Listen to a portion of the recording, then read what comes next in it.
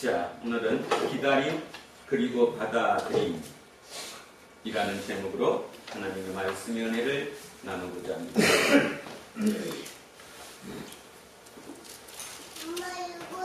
요즘 우리 친구들이 장자를 읽고 있습니다.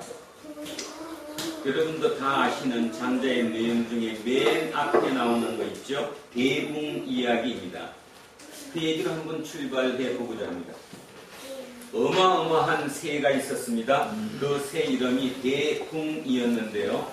대붕은 날지를 못합니다. 왜 날지를 못하느냐 하면 날개가 너무 크기 때문에 태풍이 불지 않으면, 태풍이 엄청난 바람이 불지 않으면 올라서지를 못하는 거죠. 바람이 밀어 올려야 위로 날 수 있는 새, 그 새가 대붕입니다. 옆에서 메추라기가 이렇게 얘기합니다. 야, 너 자유스럽지 않지? 메추라기는 어느 때든지 위로 조금 올라갔다가 먹이 있으면 밑에 먹이로 내려와서 먹이도 물고 얼마나 자유롭습니까? 언제든지 올랐다 내렸다 날았다가 앉았다가 그 좁은 공간에서도 그렇게 자유분방하게 자유롭게 살고 있는 메추라기가 불 때 이 대붕은 참 웃기는 거예요. 왜냐하면 그 큰 날개를 날지도 못하고 이렇게 펴고 있으니. 자, 장자가 얘기하는 의미가 무엇입니까? 태풍이 불면, 어떤 풍파가, 태풍이, 엄청난 폭풍이 불면 그 폭풍의 힘에 의해서 이 대붕이 위로 높이 나를 수 있죠. 높이 멀리 나를 수 있다는 것입니다. 모든 종교가 주장하는 최종의 목적은 뭡니까? 자유이죠. 우리도 또한 자유입니다. 기독교의 최종 목적도 우리가 자유로운 거죠. 진리가 너희를 어떻게 할 거다? 자유롭게 할 거다. 주님께서도 그렇게 말씀하셨던 것처럼 우리의 자유 위에서 이제 종교가 존재하는 거죠. 자, 여러분께 질문을 드립니다. 이제 함새의 자유, 메추라기의 자유가 자유입니까? 아니면 태풍이 불 때 그 태풍을 타고 그 높은 데로 올라가서 그 먼 곳까지 날 수 있는, 그 먼 곳까지 모든 것을 볼 수 있는 대붕의 자유가 자유입니까? 이 굉장히 중요한 얘기입니다. 장자를 제가 얘기로 해서 조금 뭐 하기는 하지만 그럼에도 불구하고 주님께서 얘기하는 거, 성경이 얘기하는 거, 하나님께서 우리에게 메시지 주는 자유도 똑같다고 생각합니다. 자, 여러분, 그거 누구의 자유입니까? 메추라기의 자유입니까? 대붕의 자유입니까? 뭐예요? 모두 다 자유입니다. 대붕의 자유입니다.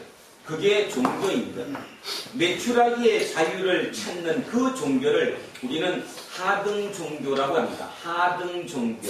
예를 들어서 미신적이라는 거죠. 뭐 무당이 구설한다거나 이렇게 바로 내 앞에 문제를 해결하기 위한 그런 자유를, 메추라기의 자유를 꿈꾸는 그 종교를 우리는 하등 종교라고 얘기하고, 대붕의 자유를 원하는 그 종교를 우리는 고등 종교라고 얘기합니다.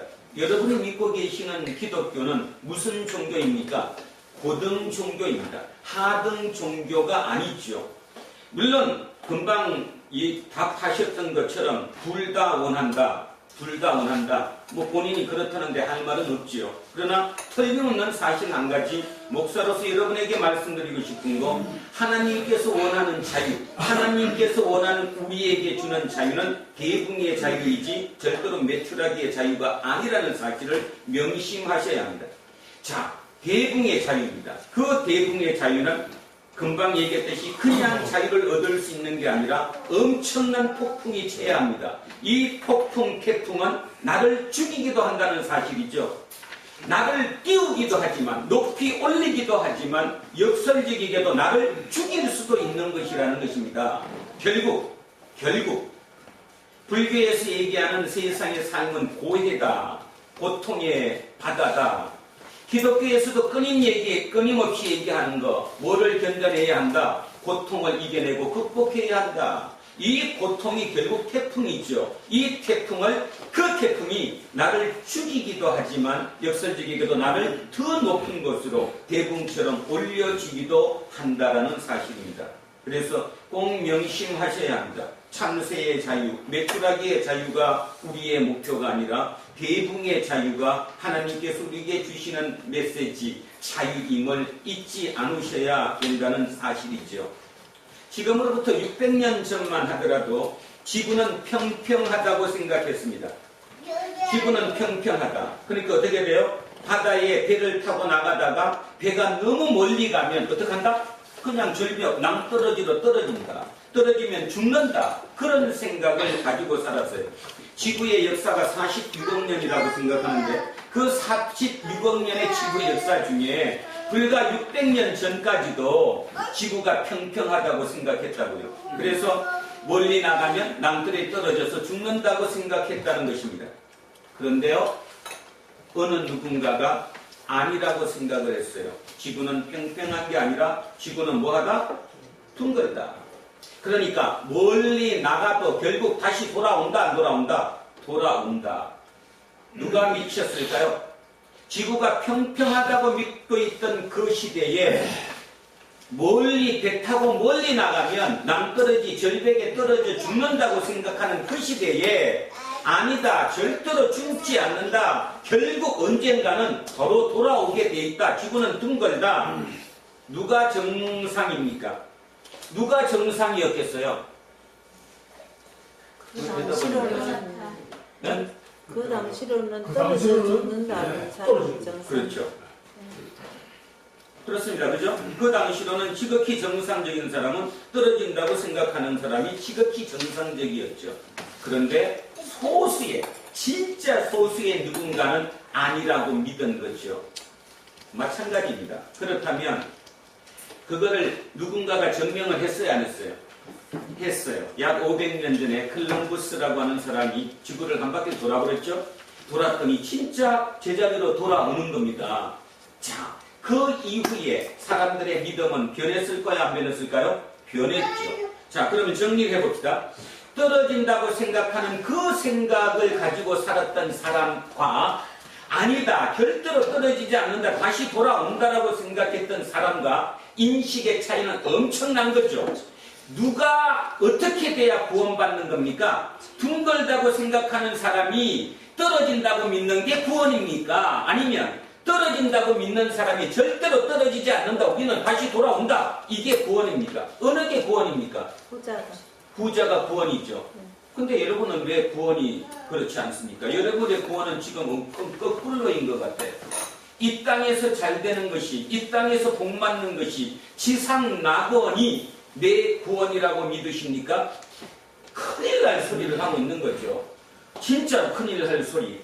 지상 낙원이 구원이 아니고요, 떨어지는 그곳이 아니라 더 있다라는 거예요. 내가 가보지는 못했지만, 내가 실제로 보지는 못했지만 마음의 눈으로 볼 수 있는 거예요. 돌아오는 거예요. 다시 죽지 않는다는 것입니다. 마찬가지로 이 땅의 지구의 삶이, 지구별에서 사는 삶이 죽음이 끝이라고 생각하는 것과 아니다, 죽음이 끝이 아니라 내가 보지는 못했지만 또 내가 체험하지는 못했지만 이후도 영원한 삶이, 영원한 생명이 존재한다고 믿는 삶이 완전히 틀려지는 거죠. 그러면 이 땅의 삶이 끝이 아니라 영원한 삶이 있다고 생각하는 사람과 아니다, 이 땅이 끝이라고 생각하는 사람의 삶은 완전히 차이가 나요, 안 나요? 완벽하게 차이가 나죠. 가슴에 손을 얹으시고 마음속으로 여러분을 한번 돌아보시기 바랍니다. 나는 진짜로 이 땅의 삶이 끝이 아니라고, 진짜로 그런 삶을 살고 있는가? 아니면 이 땅의 삶이 끝이지, 말로는 아니라고 얘기하지만 실제로는 이 땅이 끝이지, 아까 얘기했던 것처럼 메추라기의 자유가 자유지, 무슨 언제 올지도 모르는 그 폭풍을 맞아가지고 그 높이 올라가는 그 삶이 자유인가? 라고 생각하지 않으십니까? 어느 것입니까? 이게 중요한 얘기인데 왜 중요한 얘기인가 하면 그게 근본적으로 해결되지 않는 한 우리는 끝없이 거기서 반복되는 거예요. 옛날에 유대인들이 그랬던 것처럼 유대인들도 자기들은 진실로 잘 믿었어요. 얼마나 잘 믿었는지 몰라요. 얼마나 예식에 철저했는지 몰라요. 그런데 예수 그리스도가 이 땅에 오셔서 그들을 책망합니다. 니들이 지금 믿고 있는 그 믿음이 아니라는 거예요. 니들이 믿고 있는 그 하나님이 아니라는 거예요. 얼마나 쇼킹하겠습니까? 말이 안 되는 거 아니에요. 말이 안 되는 거. 그 말이 안 되는 거를 2000년이 지난 지금까지도 우리는 말이 안 되게 믿고 있어요. 오늘도 아까 권사님 말씀하셨던 것처럼 새벽기도 열심히 나갔더니 서울대 갔다라고 믿는 그 믿음이 우리한테는 바로 들어옵니다. 아니 웃을 얘기가 아니라 진짜 바로 들어오죠. 쏙쏙 들어오잖아요.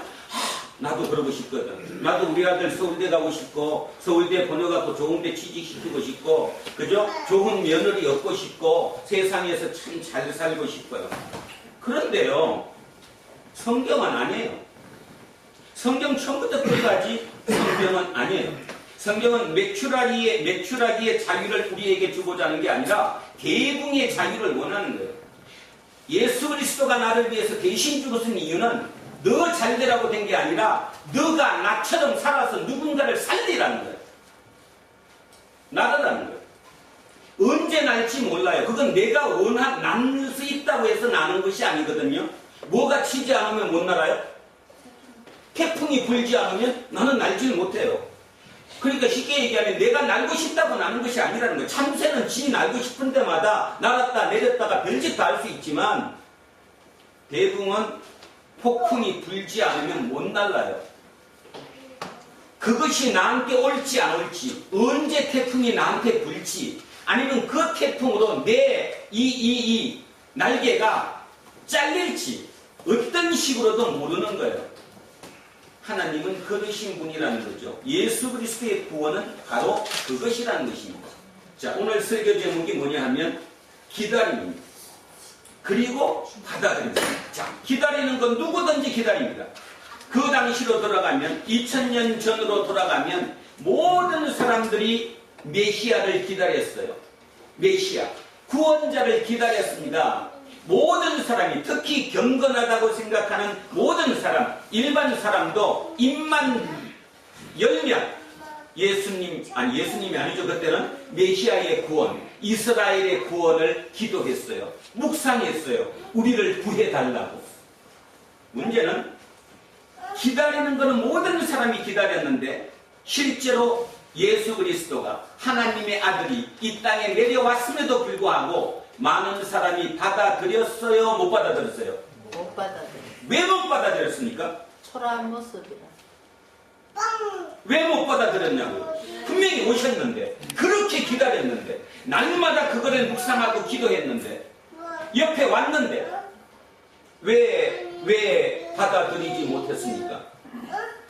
우리가 원했던 것은 뭘 원했고, 메추라기의 자유를 원했고, 쉽게 얘기하면 이스라엘이 로마의 압제로부터 벗어나고 내 문제가 해결되고 다윗처럼 우리 왕국이 전 세계를 지배하는 이 땅의 천국을 원했기 때문인 거잖아요. 메추라기의 자유를 원했잖아요.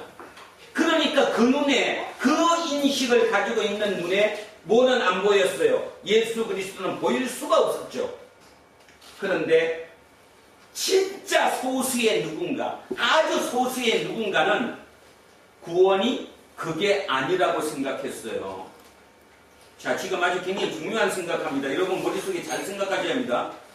모든 사람이 구원을 뭐라고 생각했냐 하면 로마의 압제로부터 벗어나는 거예요. 이스라엘이 해방되는 거예요. 그래서 옛날에 우리 역사에 있었던 위대한 왕 다윗 왕처럼 누군가가 이스라엘을 세계 최고의 나라로 부강한 나라로 만들어주는 거예요. 그분을 우리는 기다렸던 거예요.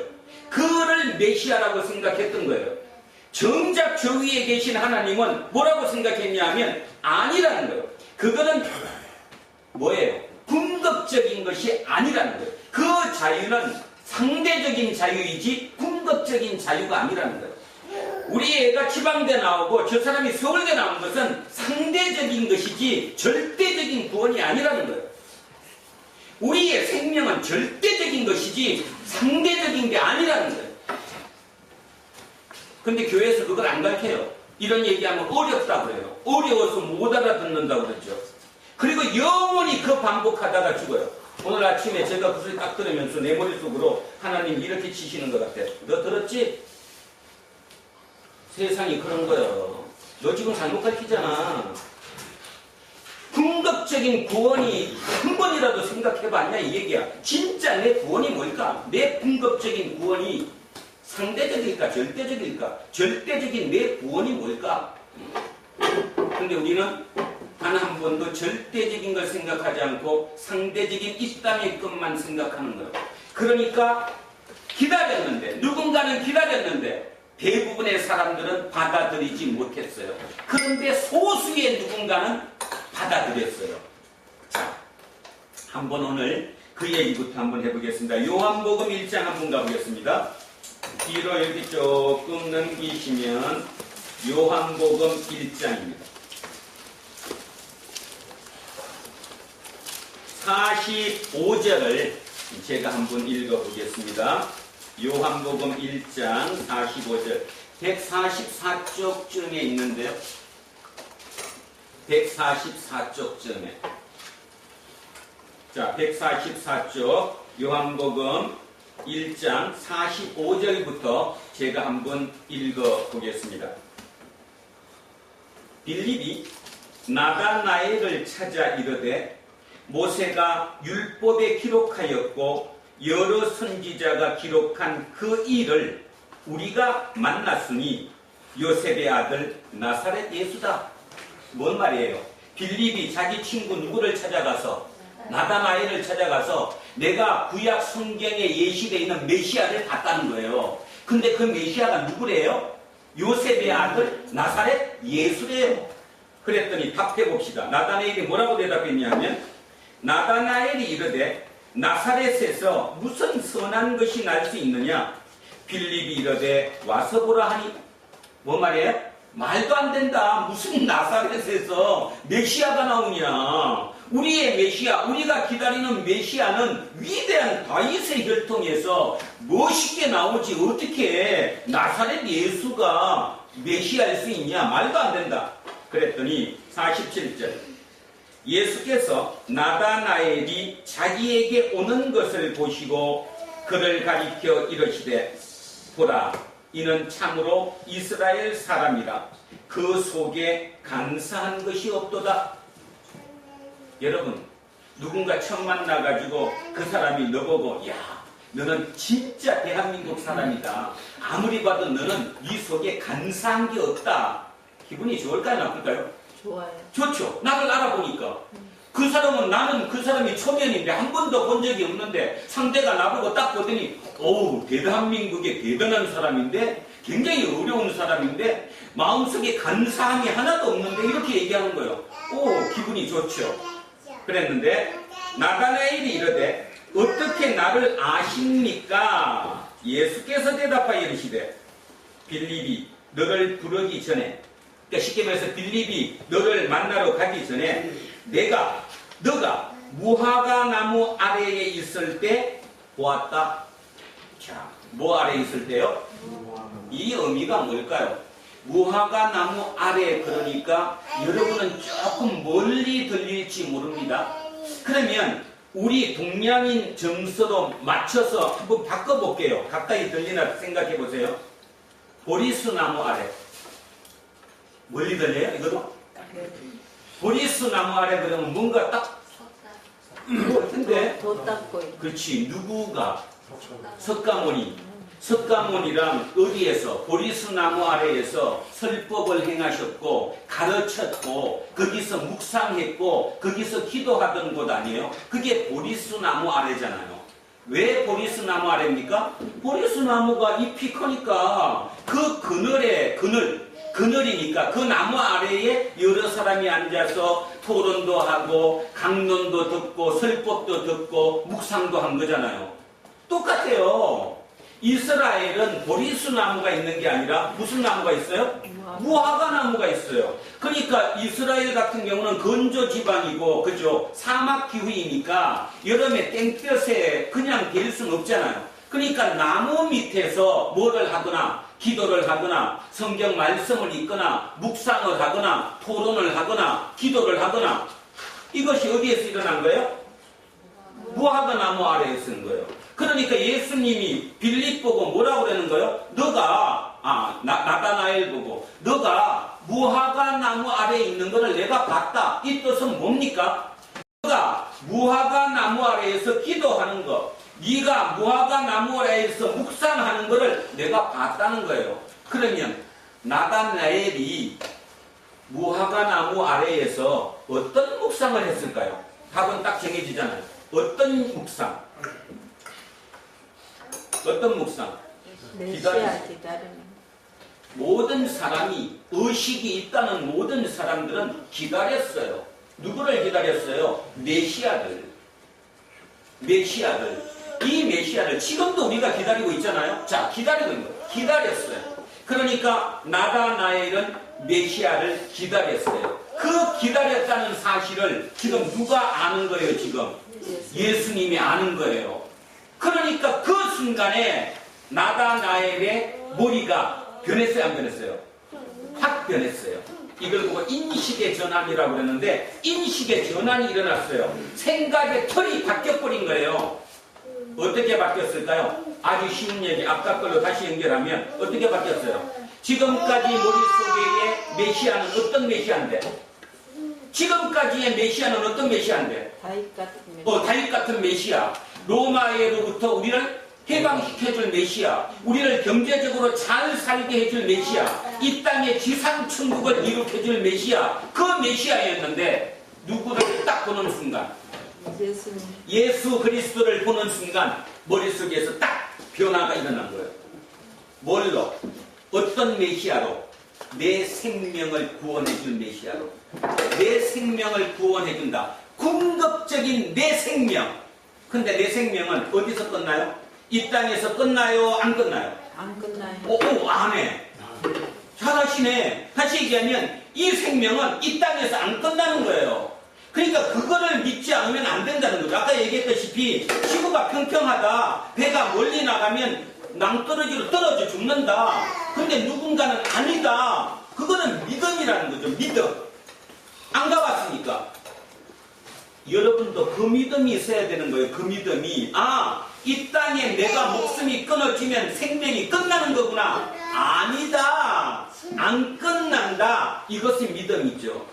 그것이 전제가 되지 않으면 여기서 어떤 말을 듣고 성경을 100번을 통독을 해도 여러분은 하나님을 모르는 겁니다.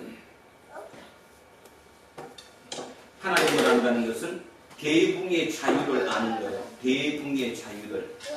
폭풍이 쳐서 태풍이 불어서 나를 위로 올려줄 때 그 올려주는 힘에 올라가서 그 큰 날개로 세상 온 것을 다 볼 수 있는 그 자유. 그 자유가 어떻게 메추라기 참새의 자유와 비교가 되겠습니까? 우리는 그런 사람들이거든요. 예수를 믿는다는 것은 그런 사람들이에요. 그러니까 참새가 옆에서 짹짹거리면서 별 얘기를 다 하고 나도 얼마나 자유롭냐. 나는 금방 이렇게 올랐다 내렸다 막 할 수 있다. 먹이도 막 먹는다. 이런 얘기에 흔들리지 않는 거죠. 그게 신앙입니다. 그게 기독교 신앙이에요. 그게 원 성경이 얘기하는 신앙이에요. 저도 처음부터 그렇게 된 걸 몰랐던 거고 이제 와서 이제 깨우쳐 가고 있는 중이고요. 여러분 또한 깨우쳐 가고 있는 중이어야 맞다는 거예요. 그래야 그 생명이 궁극적인 내 생명이 구원받는 거예요. 그래서 믿음은 어렵습니다. 제가 여섯 말씀 느끼는 건데 참 믿음은 어렵다. 그렇게 만만하게 그냥 말로 믿음은 구원받는다? 아니다. 못 받는다. 자기가 마음이 안 바뀌는데 못 받는다. 그럼 구원은 뭐냐? 구원은 인식이 바뀌는 거다. 참새의 자유가 아니라 대붕의 자유가 구원이라는 거, 내 생각이 바뀌어질 수 있는 그 인식의 변화, 인식의 전환, 그게 바로 메타노이아.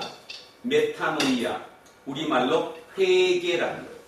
그래서 세례 요한도 첫 마디가 뭐였죠? 뭐하라? 회개하라. 뭔 뜻이에요? 회개하라? 네 생각을 바꿔라. 어떻게 바꿔라? 이 땅의 지구별의 죽음이 아니다. 너 생명은 그거로 끝나는 생명이 아니다. 생명은 더 이어지는 거다. 그것을 믿어라. 그렇게 생각으로 네 인식을 바꿔라. 그것이 메타노이아, 회개라는 거예요. 그런데 우리는 회개를 안 했어요. 회개를 아주 작게 생각해요. 뭐 하다가 잘못했으면 하나님 이제 나 그런 짓 안 할게요. 나 용서해 주세요. 그게 회개라고 착각한 거죠. 회개는 내 통째로 내 사고가 뒤바뀌는 게 회개라는 것입니다. 회개. 그래서 회개가 된 사람이 그 시대에 있었다는 거예요. 지금 누가 회개한 거죠? 지금 나다나엘이 회개한 거예요. 나다나엘이 어떻게 회개했습니까? 지금까지 나다나엘의 구원은 어느 거였는데 다윗의 영광으로 다시 찾아오는 이게 구원이었는데 예수 그리스도를 보는 순간 궁극적인 생명을 얻는 게 구원이구나 바뀌었다는 거예요. 그러니까 나다나엘은 기다렸다가 처음에 뭐라고 했는데 아니다. 어떻게 나사렛 예수가 그리스도냐 말도 안 된다. 그러다가 나중에 받아들였어요? 안 받아들였어요? 받아들였어요. 요 기적이 오늘 우리 이곳에서 일어나기를 원합니다. 아멘. 진짜 원합니다. 요 기적이 순간으로 여러분 머릿속에서 인식이 변할 수 있기를 원합니다. 지금까지 기다렸는데 받아들일 수 있는 그 인식. 나다나엘이 말도 안 된다고 생각했던 예수가 진짜 그리스도임을 고백하는 그 짧은 순간, 그 기적이 오늘 두란노 공동체 우리 모두에게, 저를 비롯한 모두에게 일어날 수 있게 되기를 주의 이름으로 축원드립니다. 자, 그래서 나다나엘의 변화가 일어났습니다. 그런데 오늘 본문도 마찬가지입니다. 오늘 본문에도 보면 전혀 엉뚱한 한 사람이 기다리고 있었습니다. 자, 다음 주에는 요거 다 바꾸나? 요거 1절 아니잖아. 자, 예루살렘에 시므온이라고 하는 사람이 있었으니 이 사람은 의롭고 경건하여 이스라엘의 위로를 기다리는 자라. 자, 이스라엘의 위로, 여기 위로를 구원으로 바꾸십시오. 그러면 이해가 쉽죠? 이스라엘의 구원을 기다리는 자예요. 누구처럼? 아까 누구처럼? 무화과 나무 밑에 나다나엘처럼 똑같이 시므온이라고 하는 분이 계셨는데 그분도 이스라엘의 구원을 기다리는 자였어요. 그런데 이 사람은 좀 특별한 사람 같아요. 이 사람이 유명 인사였으면 요 시므온이라는 이름 앞에 뭔 말이 붙을 텐데, 예를 들면 뭐 부자라거나 부자 시므온이 되거나 아니면 관리 시므온이 되거나 제사장 시므온이 되거나 이런 어떤 명칭이 붙어야 되는데 전혀 붙지 않고 그냥 이름만 나와 있어요. 보통 사람이라는 거죠. 우리처럼 그냥 유명 인사가 아닌 보통 사람. 그런데 이 보통 사람은 굉장히 특별한 사람이에요. 왜 특별하냐? 그는 의롭고 경건해요. 의롭고 경건하다. 이 표현이 뭘까요? 의롭고 경건하다. 한마디로 얘기하면 바보다. 바보 아니 바보. 여러분은 의롭고 경건하면 바보잖아요. 그죠? 요즘 세상에서 전부 다 뭐라고 해요? 그 사람 의롭고 경건하다고 얘기합니까? 아니면 세상 참 바보라고 생각합니까? 바보라고 얘기죠. 바보. 세상 잘못 산다. 어떻게 세상을 저렇게 살아? 그런 사람이잖아요. 이렇게 의롭고 경건하다는 말 자체는 좋은 말이, 우리는 지금 읽는 우리는 이게 굉장히 좋은 말처럼 들리지만 당시로 돌아가면 이 말은 좋은 말이에요? 아니면 바보 같다는 말이에요? 바보 같다는 말이에요. 바보 같다는 말. 그러면 저 사람이 왜 바보 같을까요? 답 정해졌는데, 이 사람은 처음부터 로마로부터 해방이 구원이라고 믿는 것이 아니라 하나님께서 우리에게 오시는 것이 구원이라고 믿는 사람이에요. 완전히 틀린 거죠. 다시 얘기하면 이 시므온은 로마로부터 해방, 다윗왕처럼 어떤 메시아가 나와서 우리를 구해주는 힘에 의해서 이 땅의 삶이 변하는 그것을 구원이라고 생각하지 않고 뭐를 구원이라고 생각했어요? 하나님이 나와 함께 하시고 하나님이 나를 구해주는 것, 그것을 진짜 구원이라고 생각했어요. 궁극적인 내 생명이 구해지는 것, 이것을 구원이라고 생각했던 사람, 이런 사람들을 그 당시에 가면 땅의 침묵자라고 불렀습니다. 영어 하나 알아두십시오. 뭐라고 불렀다고요? 땅의 침묵자. 그 당시에도 있었어요. 이 땅의 침묵자들은 대부분 어떤 사람들이냐? 묵시문학적인 사람들이겠어요. 묵시문학. 묵시문학 그러면 좀 어렵겠지만 요한계시록 오늘 읽었습니다. 요한계시록이 무슨 문학이에요? 묵시문학이에요. 묵시문학. 그러니까 묵시문학은 현실적이에요? 비현실적이에요? 비현실적이에요. 상상적이죠. 바로 묵시문학적인 사람이었어요. 이 사람이. 그래서 그 당시로 이들은 아주 소수였어요. 지금도 마찬가지죠. 지금도 대부분의 사람들은 예수를 믿는 목적이 우리 집 식구 잘 되고 회사 잘 되고 가정 잘 되고 말 그대로 참새의 자유가 우리의 진정한 자유라고 믿고 사는 데 반해서 아주 소수의 사람들, 철학적인 사람들은 그렇게 생각 안 하는 사람들이 있어요. 아직도 있어요. 지금도. 삶이 그게 아니지. 삶이 뭘까? 끝없이 삶을 추구하죠. 뭐가 삶일까? 어떻게 사는 게 옳은 것일까? 있어요. 소수의 사람들은. 그런 사람들을 그 당시 2000년 전에는 땅의 침묵자라고 불렀다는 것입니다. 그 땅의 침묵자 중에 한 사람이 바로 시므온이라는 사람이에요. 그러니까 이 사람이 1억이 나온 이유는 유명한 인물도 아니고 자기가 관리도 아니고 했는데도 불구하고 보통 사람이 나온 이유는 바로 이 사람이 묵시문학적인 삶을 살았던 땅의 침묵자, 남들과는 완전히 다른 생각을 갖고 살았던 사람, 구원의 의미를 다르게 생각했던 사람, 구원의 의미가 다윗의 왕처럼 다시 한번 그 왕조가 화려하게 부활하는 것이 구원이 아니라 내 생명이 하나님께로 구해지는 것, 그것을 구원이라고 믿었던 이 소수의 사람, 그 사람이 바로 시므온이라는 거예요. 그거를 이해하시면 이 밑에 말이 이해가 갑니다. 근데 그거를 이해를 하지 못하고 아직도 우리 머릿속에 우리의 생각이 다윗 왕조의 부활이 메시아라는 생각으로 이 글을 읽으면 이 글이 하나도 내 머릿속에 들어오지 않습니다. 자, 바뀌었죠? 자, 순간적으로 바뀌었다고 믿습니다. 여러분의 머릿속에 생각이 바뀌었습니다. 구원이 바뀌었습니다. 구원은 내 잘되는 것이 구원이 아니라 궁극적인 내 생명이 구해지는 것이 구원이다라고 바뀐 우리는 이제 이거를 읽을 수가 있어요. 자, 읽어보죠. 그가 주의 그리스도를 보기 전에는 죽지 아니하리라 하는 성령의 지시를 받았더니 이제 이해가 가죠. 이 성령은 어떤 성령입니까? 이 성령이 어떤 성령이에요? 여러분은 왜 성령을 못 만나요? 여러분도 날마다 성령과 함께 있어요. 그런데도 불구하고 여러분은 성령을 체험하지 못해요. 왜냐하면 그 성령은 참새의 자유에 함께하는 성령입니까? 대중의 자유에 함께하는 성령입니까? 대중의 자유에 함께하는 성령이다. 궁극적인 내 생명의 구원을 위한 그 생각을 가지고 있는 사람, 그렇게 회개한 사람, 하나님의 나라를 진짜 목숨 걸고 있는 그 사람, 그 사람과 함께하는 영, 그 영이 성령이기 때문이지요. 그래서 그런 성령을 믿으면 우리는 날마다 성령을 체험할 수 있습니다. 진짜로 체험할 수 있습니다. 문득문득 체험합니다. 함께하고 계시구나. 함께하고 계시구나. 요즘 우리 남현이가 성령을 체험합니다. 어떻게 체험할까요? 뜻밖이거든요.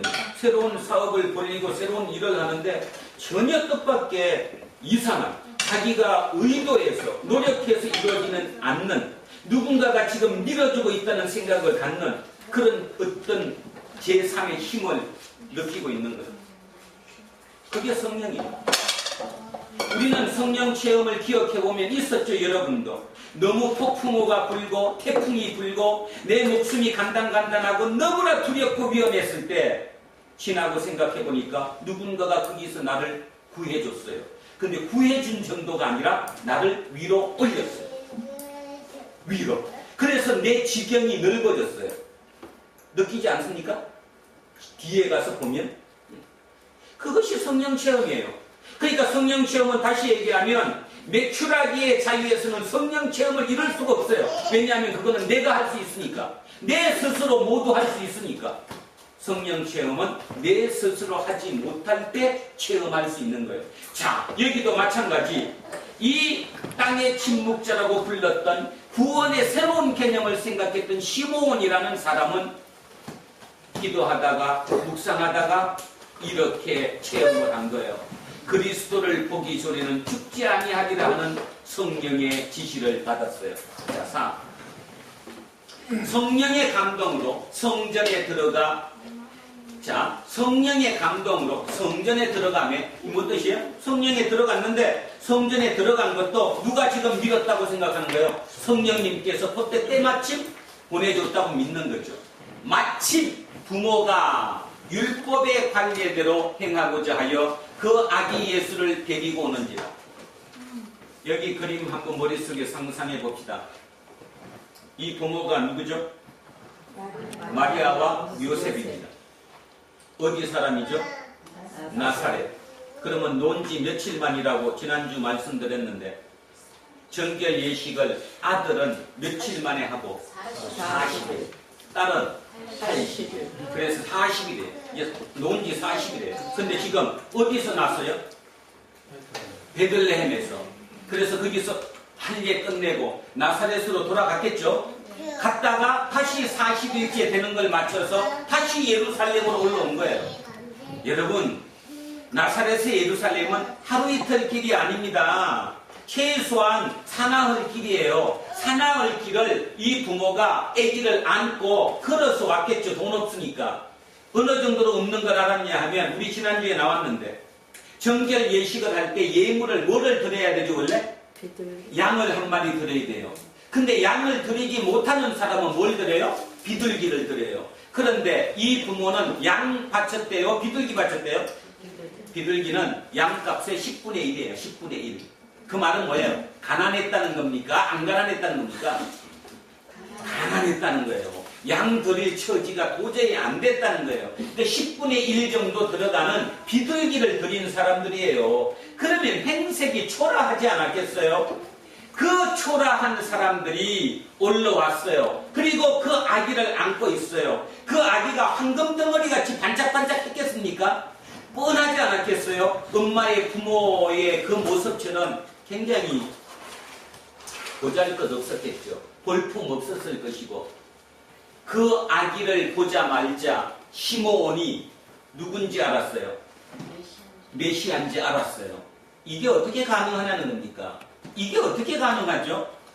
뭐 이렇게 얘기하더라고요. 뭐 문덕 알았다. 아니요. 문덕 안 게 아니라 우리랑은 다른 차원이기 때문에 그게 보이는 거예요. 다시 얘기하면 땅이 평평해가지고 멀리 가면 떨어진다고 생각하고 이 머리에 꽉 차 있는 사람과 아니다. 절대로 떨어지지 않는다. 다시 돌아온다. 그러고 생각하는 사람의 내 구조는 같아요? 틀려요? 틀리지. 그러면 누구 머리에 그게 보일까요? 돌아온다고 생각하는 사람의 생각으로는 이게 보일 수 있는 거죠. 똑같은 거예요. 이거 왜 우리는 못 봤는데 시몬이 봤느냐? 그냥 문득 봤다. 아니, 문득 본 게 아니라 이 사람은 그걸 볼 수 있는 능력을 가진 거예요. 왜냐하면 사고가 틀리니까. 다른 말로 회개했으니까. 진짜 회개했으니까. 구원이 궁극적인 생명을 하나님께 돌리는 것이 구원이라고 알아들었기 때문에, 지상천국이 구원이 아니라는 것을 알았기 때문에 그들의 눈에는 우리가 보지 못하는 새로운 것을 볼 수 있는 거예요. 그 눈에는 이 아이가, 이 초라한 볼품없는 이 아이가 예수 메시아라는 걸 아는 거죠. 그래서 시몬이 아기를 안았어요. 제가 한번 안아보겠습니다. 그래서 아기를 이렇게 꼭 안았다는 거예요. 꼭 안고 하나님을 찬송하여 이르되, 자, 주제요. 주제는 하나님입니다. 하나님이여, 이제는 말씀하신 대로 종을 평안히 놓아주시는도다. 뭔 말이냐면 이제 제가 죽어도 여한이 없습니다. 하나님 감사합니다. 내가 누구를 보고 죽는 거예요 지금? 메시아를 보고 죽으니 자 이제는 내가 죽어도 됩니다. 그래서 주제여 이제는 말씀하신 대로 종을 평안히 놓아주시는도다. 내 눈이 주의 구원을 보았대요. 어떻게 봤어요? 계속 얘기하고 있어요. 차원이 틀리니까. 구원의 개념을 다르게 봤으니까.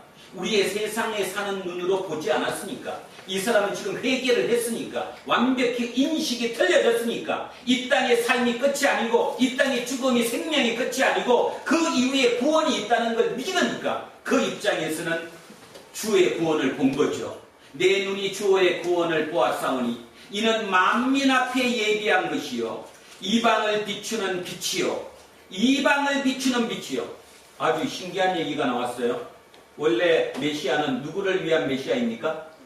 이스라엘을 위한 메시아인데 누구를 비춘대요? 이방을 비추는 빛이래요. 이방을 계시하는 빛이래요.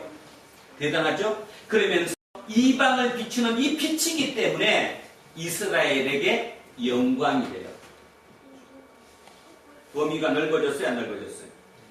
범위가 완전히 넓어졌죠. 생각의 범위가 단순히 우리가 구원받는, 이스라엘이 구원받는 것이 구원이 아니라 이 빛이 옴으로 인해서 이방을 계시해주고 이방을 계시해줘서 그들을 빛으로 끌어들이는으로 말미암아 그것이 이스라엘의 영광이 된대요. 영광. 자, 그래서 이방을 비추는 빛이요 주의 백성 이스라엘의 영광이니다 하니 그의 부모가 그에 대한 말들을 놀랍게 여기더라. 신기하게 여기더라. 어떻게 그런 말이 뭔 말인지 자 이렇게 놀랍다는 거예요. 시몬이 그들에게 축복하고 그러니까 부모에게 요셉과 마리아에게 축복하고 그의 어머니 마리아에게 말하여 이르되 마리아에게 다시 얘기하되 보라 이는 이스라엘 중 많은 사람을 패하거나 흥하게 하며 여기 먼저 합시다. 이스라엘 중에 많은 사람을 패하거나 흥하게 하며 우리말 번역으로 바꾸면 이렇게 번역해요. 이스라엘 중 많은 사람을 무너뜨리거나 쓰러지게 하거나 다시 세우거나 쓰러지게 하거나 다시 세우거나 두 가지 패하거나 흥하거나 비방을 받는 표적 비방을 받는 표적 이 표적은 비방을 받는 표적을 되기 위해서 세움을 받았대요. 지금 세 가지네요. 시몬이 본 예수님은 어떤 사람이에요? 세 가지 미래를 예측하는 세 가지. 첫째, 이스라엘 사람들의 일부를 뭐할 수도 있고 무너뜨릴 수도 있고 이스라엘 사람 중에 일부를 흥하게 할 수 있고 일어세울 수도 있고 또 한 사람은 비방의 표적이 되는 그러니까 내가 공격하는 표적이 되는 표적이 되겠다. 이거 굉장히 멋있는 말 같지만 저도 할 수 있습니다. 제가 한번 해볼까요? 다음번 대통령은 자 다음번입니다. 틀림없습니다. 자 다음번 대통령은 누가 되든 다음번 대통령은 대한민국 사람들 많은 사람들을 뭐하거나 패하거나 흥하게 할 거고 그죠? 누군가의 다음번 대통령이 누군가에게는 희망이 돼갖고 그를 일어서기도 하지만 누군가에게는 끝없이 욕하는 공격 대상이 되잖아요. 지금도 똑같죠. 문재인 대통령이 누군가에게는 뭐가 되고 패하고 누군가에게는 흥하고 그 다음에 비방의 표적 중에 표적이고 누구든지 할 수 있는 거예요. 왜 할 수 있을까요? 세상사가 그렇다는 거예요. 세상사가. 그러면 이게 말이 안 되는 이유가 있습니다. 우리가 지금까지 생각했던 메추라기의 자유로 따지면 이스라엘의 자유로 따지면 이스라엘이 구원받으면 로마로부터 압제로부터 벗어나는 거고 경제적으로도 우리가 부강해지는 거니까 이런 얘기가 나오면 돼요 안 돼요? 안 되는 거 아니에요? 이런 얘기가 나오면 안 되는 거지. 그런데도 불구하고 세상사 모두는 이렇게 되는 거예요. 그 말은 뭡니까? 절대적이라는 것입니까? 상대적이라는 것입니까? 절대적. 이게 아직은 상대적이라는 거죠. 미국도 마찬가지죠. 트럼프 대통령 누군가는 미국 사람들을 뭐하기도 하고 패하기도 하고 미국 사람들을 흥하기도 하고 또 누군가에는 비방의 표적이 되기도 하고 중국의 시진핑 똑같습니다. 중국의 시진핑. 중국 사람들 중에 누구에게인가에는 흥하게 하고 누구는 패하게 하고 비방의 표적이 되기도 하고 이게 인생사예요. 그러면 여기서 우리는 배우는 게 굉장히 중요합니다. 이 땅의 삶은 어쩔 수 없이 절대적일 수는 없다. 이 땅의 삶에 우리는 목숨을 걸 수 없다. 예수는 누구냐? 이 땅의 삶에 목숨 걸지 말라는 거예요. 너 생명은 그게 아니라는 거예요. 그거는 상대적인 생명일 뿐이고 상대적인 것은 약간 좋고 나쁨은 있다. 편안하고 안 편안하고 그지? 뭐 불편하고 이런 약간은 있지만 그 자체가 구원은 될 수 없다는 거예요. 저는 그게 절대적으로 동의합니다. 지금 과학이 발달해서 생명공학이 뭐 엄청나게 발달했어요. 그래서 이제 앞으로 얘네들은 120살까지 산다 그러고 뭐 정준이 쟤네들은 150살까지 산다 그래요. 아니 저는 그거보다 더 살 것 같아요. 아마 성경상에서 가장 오래 살았던 위인이었던 머두셀라가 969세를 살았다고 성경에 써 있거든요. 그래서 젊은 애들은 그거 보면서 뭐라고 그러느냐? 아이고 이거 어떻게 믿어? 이거 신화야 신화. 근데요 저는 969세 머두셀라보다 앞으로의 우리 후손들이 더 오래 살 거라고 예상합니다. 어떻게 예상할까요? 장기를 갈아치울 거니까. 예를 들어서 내가 차를 타다가 엔진이 잘못되면 엔진을 새로 바꾸듯이 타이어를 바꾸듯이 심장을 바꿀 거고 그죠? 안에 있는 위장을 바꿀 거고 지금 기술로 제가 볼 때는 충분히 가능할 것 같아요. 앞으로. 그럼 생각해 보세요. 안 죽는 거요. 바꿔 끼면 되니까. 안 믿어지십니까? 전혀 안 믿어져요? 믿어집니다. 그죠? 진짜 앞으로 믿어져요. 100년 안에 그렇게 될 수 있을 것 같아요. 그렇다면 이거 안 믿은 사람이 바보 아니에요? 969살 믿었다니까. 애게 성경에 그런 얘기 나왔어? 성경 신화구만. 신화가 아니라 사실일 수도 있다는 거예요. 그렇다면 말입니다. 그렇다면 영원히는 못 살죠. 아니 계속 갈아치운다고 해도 영원히 살겠어요? 언젠가는 육체 이런 자체가 망가져서 끝날 거 아니에요. 그죠? 결국은 상대적인 거예요. 결국은 구원이 아닌 거예요. 천사를 살아도 결국 구원은 아니에요. 상대적이지 절대적이지 아니라는 것입니다. 그래서 저는 요즘 예수 더 믿어요. 오늘 우리 권사님이 너무 좋게 기도를 힘주셨는데 진짜 이 안에서 그 생각해요. 그렇지. 절대로 이 땅이 줄 수 있는 것은 절대적인 건 절대로 줄 수 없지. 상대적인 구원은 줄 수 있을지 모르라도 절대적인 구원의 생명의 구원은 못 주지. 그렇다면 나는 누구라는 거야? 아직도 하나님이라는 거. 예수 그리스도라는 거예요. 그래서 그 예수 그리스도를 단 한 명에게라도 그 한 명의 깨달음, 아까 같은 시몬 같은 땅의 침묵자가 있을지 모르니까 그에게 전하겠다는 거예요. 그러면 그는 구원이니까. 그 살면 완전히 자유로워지니까. 웬만한 것에는 눈 깜짝도 안 할 거니까. 불편한 웬만한 거 그냥 웃으며 넘어갈 거니까. 기쁨도 아무리 왔다고 해도 교만하지 않을 거니까. 그게 구원 아니겠어요? 네, 그 구원. 그 구원에 우리는 이룰 수 있다라고 믿는 거예요. 그래서 요즘은 참 감사해요. 한 13년 차 들어오니까 이제 조금씩 뭔가 나도 눈이 트는구나. 근데 이 눈이 트는 거를 가르쳐를 줘야 되는데 이게 뭐 시가 못해야지. 답답한 점이 있는 거죠. 답답한 점이. 진짜 답답한 점이 있어요. 여러분도 저보고 되게 답답할 줄 아는데 저도 여러분 보면 진짜 답답해요. 이게 부족해서 어떻게 가르치는 줘야 되겠는데 이게 아무리 얘기해도 뭐 말이 안 먹히니 어떡해요. 그래서 그런 얘기를 오늘 좀 길게 했습니다. 이 시므온 때문에. 그래서 여기 다시 한번 하겠지만 이게 세상사입니다. 세상사. 누구든 이렇게 예언할 수 있다라는 거예요. 누구든. 그러니까 이거는 절대적이 아니라 상대적일 수밖에 없다는 거예요.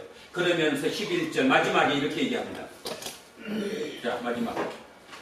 또 칼이 내 마음을 찌르듯 하리니.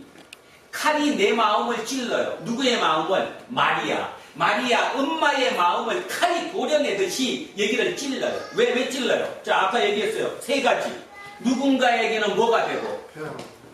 패하니까 뭐가 되고? 걸림돌이 되고. 누군가에는 뭐가 되고 디딤돌이 되고 또 누군가에는 비방의 표적이 되니까 마음이 너무 아픈 거예요. 그래서 칼에 찔리듯이 아픈 거예요. 그런데 이렇게 칼에 찔리고 아프다는 이 말 자체가 달리 얘기하면 뭐냐? 여러 사람의 마음의 생각을 드러내려 함이니라. 여러 사람의 생각이 다 같아요, 틀려요? 다 틀려요. 그러니까 그 모든 사람의 속내를 다 알 수 있다는 거죠. 그래서 이 땅을 보라는 거예요. 오늘 예수 그리스도를 통해서 시몬의 얘기를 통해서 우리에게 주는 메시지는 이거입니다. 세상에 사는 것은 이 땅에 사는 것을 살지 말라고 하는 게 아니라 이 땅의 삶이 절대적일 수는 없다는 거예요. 어떤 경우든 이 땅의 삶이 절대적이진 않다는 거예요. 상대적일 뿐이라는 거예요. 그러면 성경이 얘기하는 자유, 성경이 얘기하는 구원은 뭐냐? 절대적 구원을 얘기한다는 거예요.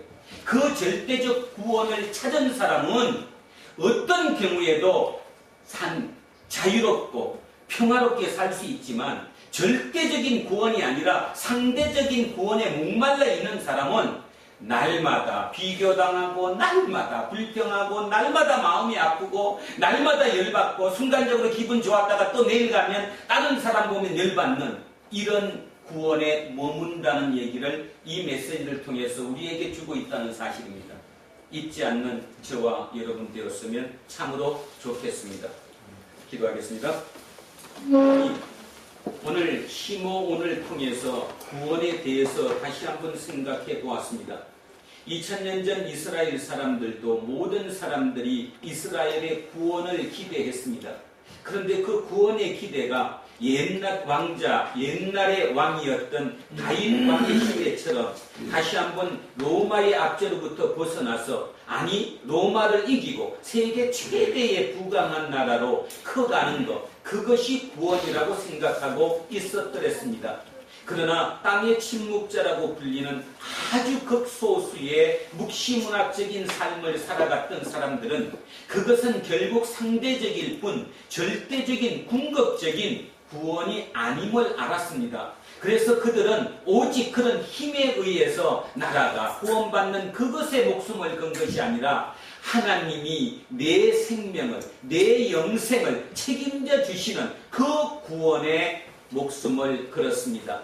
그런 사람들이 당연히 세상을 보는 관점과 시선과 눈이 틀렸겠지요. 그 눈으로 바라본 그 중에 한 사람인 시므온의 눈으로 바라본 오늘 예수 그리스도에 대한 얘기를 들었습니다. 우리도 그 구원에 이를 수 있도록 주님 우리를 도와주십시오. 특별히 이 시간 성령님의 역사하심으로 우리의 인식이 바뀌게 하시고 그래서 진정 메타노이아 회개의 삶으로 새로운 경지의 삶으로 진입하는 우리 도란노 공동체 모든 식구들 되게 하옵소서. 감사드리며 거룩하신 우리 주 예수 그리스도 이름으로 기도합니다. 아멘.